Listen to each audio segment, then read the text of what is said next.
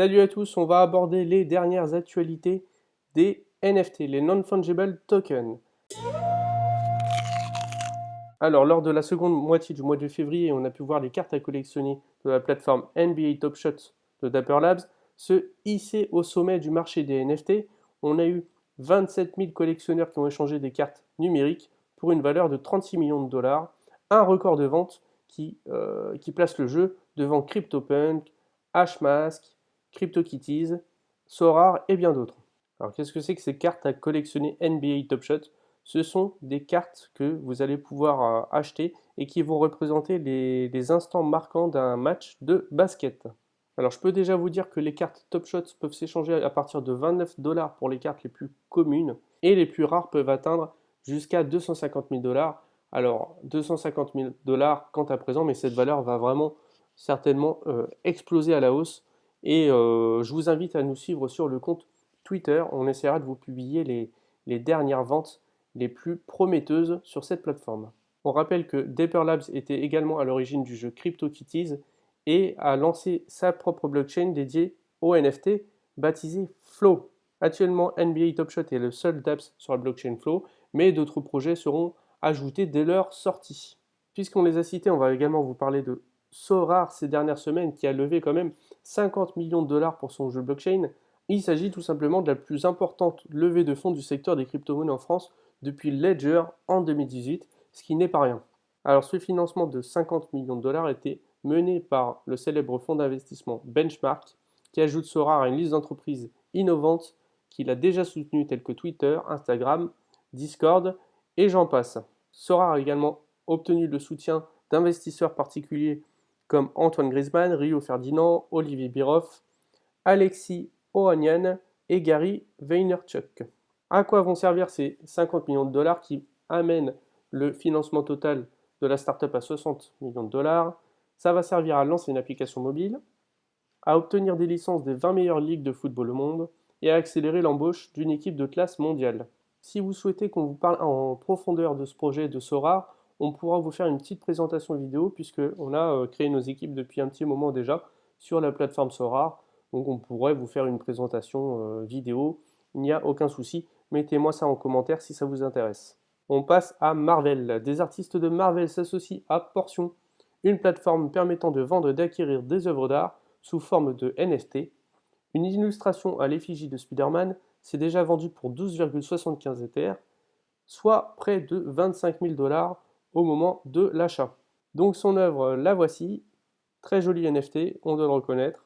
Donc là, je vous fais une petite prévision. Attendez-vous à voir dans les prochaines semaines un véritable engouement autour de ces NFT Marvel, la communauté étant assez énorme.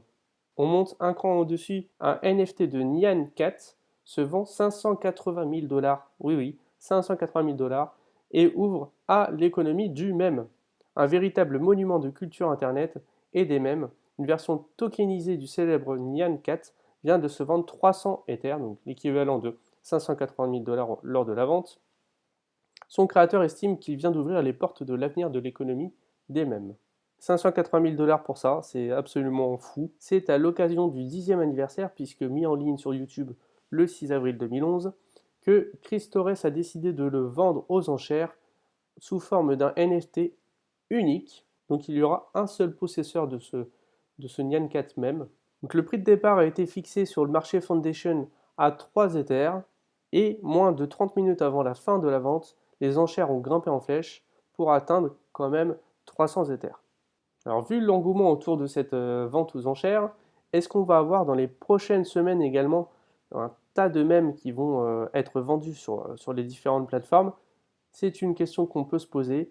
Moi je pense que effectivement on va avoir pas mal de petites pépites qui vont être créées dans les semaines à venir. Et on finit ces actualités avec une vente record. C'est tout simplement la vente la plus élevée jusqu'à présent pour un NFT. Une œuvre numérique du célèbre artiste Beeple mettant en scène Donald Trump vient de se revendre 6,6 millions de dollars. Le NFT de Beeple représente l'ancien président Donald Trump allongé dans l'herbe après avoir perdu l'élection présidentielle de 2020. Cette représentation de Donald Trump a justement été conçue pour changer en fonction du résultat de l'élection présidentielle. Ainsi, lors de la victoire de Joe Biden, on l'a pu voir sur le NFT, l'ancien président Donald Trump, accompagné de nombreuses phrases désobligeantes écrites sur son corps. Je vous mets, si ça vous intéresse, en description le lien vers ce NFT. C'est une image animée. Et ce record historique de 6,6 millions de dollars pourrait être rapidement battu, puisque actuellement, et ce jusqu'au 11 mars, on a la célèbre maison de vente aux enchères Christie's qui organise une vente de 5000 pièces de son projet Everydays. L'arrivée de Christie's sur le marché des NFT, c'est une marque de reconnaissance ultime, d'autant plus que la maison de vente aux enchères accepte l'Ether comme moyen de paiement. Le prix de départ des enchères débute à 100 dollars, mais ça ne fait aucun doute que l'œuvre de Beeple se vendra une fois de plus pour une fortune.